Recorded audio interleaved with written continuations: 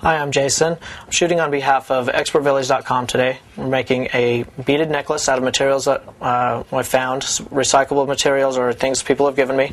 We went through and cleaned edges, shaped things on the charm. We've measured and marked the wire that we're going to use. We've tied the knot in the first where the bead goes, and we have added the clasp. We took all the beads back off, and we made a mark where the last knot should go on the wire, which is here.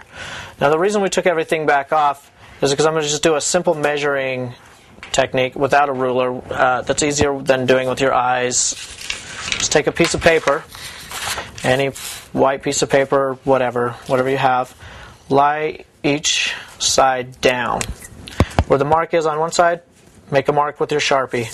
And where the next mark is, make another mark.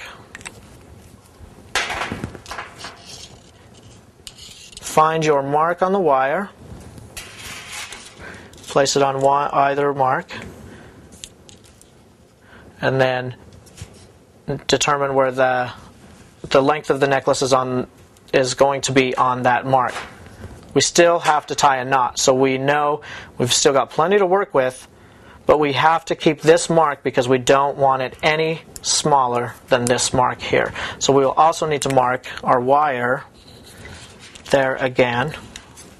So just simple mark, and as before, about 1/8 of an inch back for the knot, make a second dot. This will be approximately where the knot will attach to the clasp, and we will end up in the middle of the necklace. So now we will restring and make sure that we measured and marked correctly.